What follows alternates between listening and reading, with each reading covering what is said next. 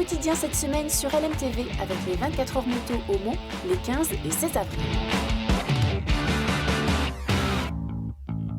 Bonsoir à tous et bienvenue dans Au quotidien la suite en ce lundi soir, une nouvelle semaine ensemble avec Laure Girard pour nous accompagner. Rebonsoir Laure. Je suis en forme. Et on va faire du sport. On va faire du sport avec Jean-Claude. Bonne idée avec Jean-Claude Raison. Bonsoir Jean-Claude. Bonsoir Aurélien, bonsoir Laure. Bonsoir. Pour un rendez-vous sport, le printemps est là, les températures sont douces, idéal pour reprendre la course à pied. Mais attention, il y a des précautions à prendre sur l'hydratation. Bien sûr, et c'est très important. Et on va en parler ce soir car c'est primordial de bien s'hydrater. Pas trop, et puis voilà. Oui, voilà, pas trop, non, pas... Pas trop, ni pas trop, trop, ni pas trop, trop, en merci. fait. Hein, Je vais y voilà. arriver ce soir. Oui. Je sors les rames, ça va aller. Alors l'hydratation, qu'est-ce qu'il faut dire à nos amis coureurs ou ceux qui reprennent la course à pied en ce moment, Jean-Claude? Déjà, c'est d'avoir sa bouteille avec soi.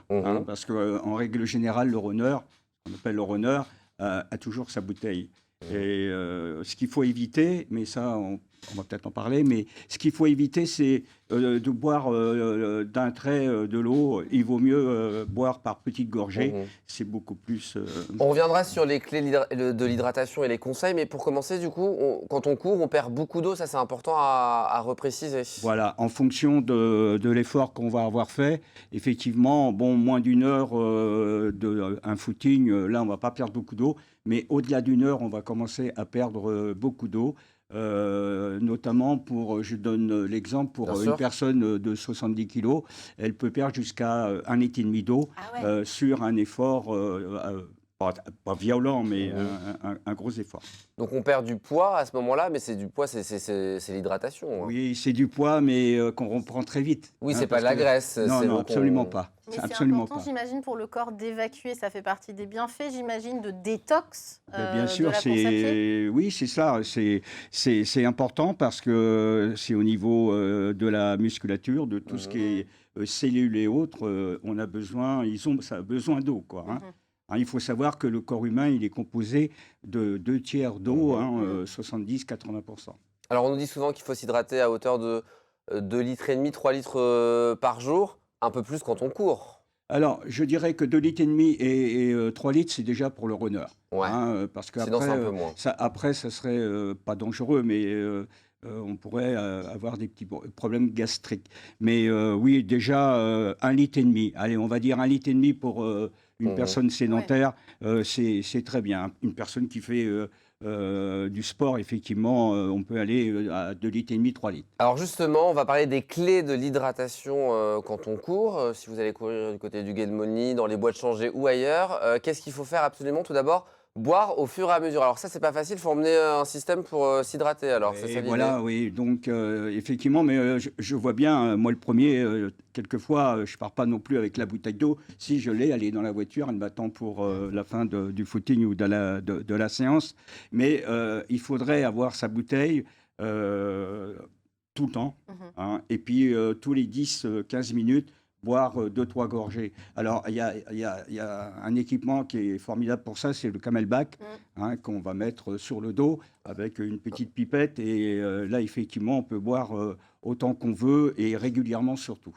Donc c'est un conseil qu'on peut donner à nos amis coureurs et téléspectateurs ce soir. Oui, tout à fait. C'est le conseil important. Ensuite, en fonction de la durée de l'entraînement, la consommation d'eau sera aussi différente, évidemment, pendant l'effort. Bien sûr. Alors, déjà, quelqu'un qui va participer, par exemple, à une course de plus d'une heure, semi-marathon, marathon, il doit boire entre 300 et 500 millilitres d'eau dans les 3 heures qui précèdent le départ de la course. Et ça, c'est très important. De boire avant, alors? De boire Même avant. quand on fait son footing, alors? Oui, complètement. Mais ce qu'il ne faut pas, surtout, c'est de compenser. J'ai dit, j'ai pas bu assez. Et puis de compenser une demi-heure avant le départ, où là, on va avaler des grosses gorgées. Et là, effectivement, il va y avoir des problèmes. Ça va faire glou-glou dans le ventre, quand on Problème court, gastrique, clairement. C'est ce qu'on appelle le glou-glou-glou et problème gastrique. Ouais. Bien sûr.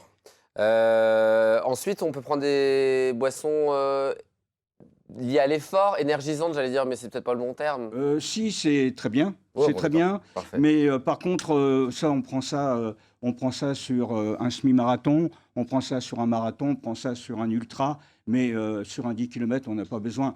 Parce que c'est vrai que je vois des gens, quelquefois, qui arrivent avec la ceinture, avec plein de petits... Oui. on se demande... et ils vont prendre part à un 10 km. Non, ça, c'est pas la peine. C'est pas la peine. Mais par contre, effectivement, quand on approche le semi-marathon ou le marathon, c'est bien d'avoir...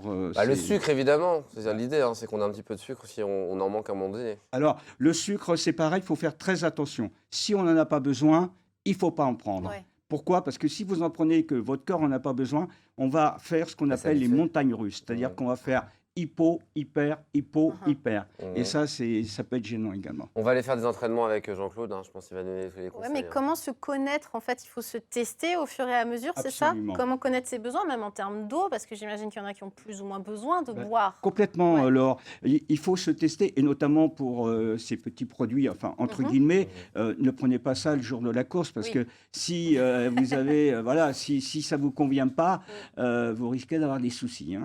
Donc on fait attention.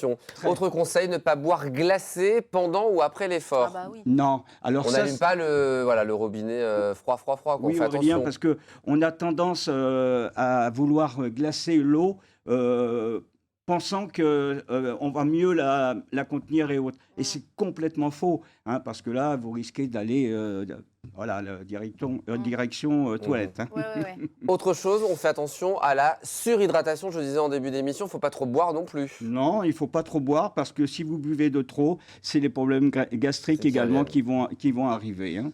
Et on s'hydrate, même si les températures sont basses. Si on a une baisse des températures, Oui, si on court tôt le oui, matin, on c'est n'a parce pas qu'il fait forcément froid qu'il faut, soif quand il qu'il fait faut froid. pas Il faut boire. boire, même en hiver. Il ne faut pas attendre surtout d'avoir soif.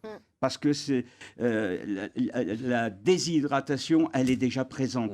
Hein. Donc, il faut boire régulièrement, comme en été. La même chose. Merci beaucoup Jean-Claude pour tous ces conseils. Donc allez-y, on se met à la course à pied. Hein. Au printemps, c'est toujours plus agréable. Ah bah là, faut y aller. Là, c'est un Et plaisir. puis qui sait, peut-être que vous allez croiser Jean-Claude Raison, il s'arrêtera Ah bah pour vous c'est donner des sûr, au bois de conseils. changer, on peut le voir courir avec son club. Hein. C'est vrai, c'est vrai, c'est vrai, c'est vrai. Le Mans Athlétisme 72, Eh ben oui, c'est bien on de le rappelle. rappeler, LMA 72. Oui, T'es coach sportif au sein de Voilà. cette ligue. Merci beaucoup d'être venu sur le plateau. Bien sûr. Quelques mots sur ce qui vous attend dans le reste de la semaine. Un événement sportif à ne pas rater, Jean-Claude, samedi à partir de 17h. Un match du championnat de tennis de table Pro B dames. Et ouais, on diffuse tous les matchs à domicile. C'est Le Mans, ici les Moulineaux. Avant-dernier match à domicile en direct du gymnase Garnier-Pagès du Mans. Tu les suis, les filles, elles se débrouillent. Oui, Hein. bah, moi, tous les sports m'intéressent, donc Donc tu seras samedi. Voilà. peut-être pas, mais en tout cas, je suis tous les sports. Et puis samedi, toujours à 19h, Pascal Brulon vous emmène dans les coulisses de la Maison Bélanger Oh au là Mans, là, une avant institution du Pâques. chocolat. Je m'en doutais que Laure allait Oh, réagir. regardez là, l'œuf, on le voit en ce Voilà. moment dans la vitrine de la chocolaterie Bélanger. Il est magnifique. Voilà, héritière de la chocolaterie Béline, aujourd'hui tenue par Vianney Bélanger qui a repris le flambeau de son papa. Voilà, donc à découvrir Oh là évidemment. là, Je crois ça que ça va donne nous envie, donner envie d'un peu plus de chocolat à quelques jours de Pâques, On Laure. a le droit, Il c'est le faut, Pâques, il le hein. faut. Ouais, on adore. Il faut manger du chocolat. Ça devait c'est être dur très pour important. Pascal Brulon parce qu'il adore le Ah ouais, chocolat. hein. je Ce pense qu'il tournage, l'a ça mangé devait pendant être tout le dur, hein. tournage. Donc à découvrir samedi à partir de 19h. Merci beaucoup, Jean-Claude. Merci Aurélien. À bientôt pour de nouvelles aventures sportives. Restez avec nous, on va continuer à parler sport avec Antoine Besson, 72 Sport. Très bonne soirée, Laure. À demain. Et très bonne soirée à vous. À demain. Au quotidien cette semaine sur LMTV avec les 24 heures moto au Mans, les 15 et 16 avril.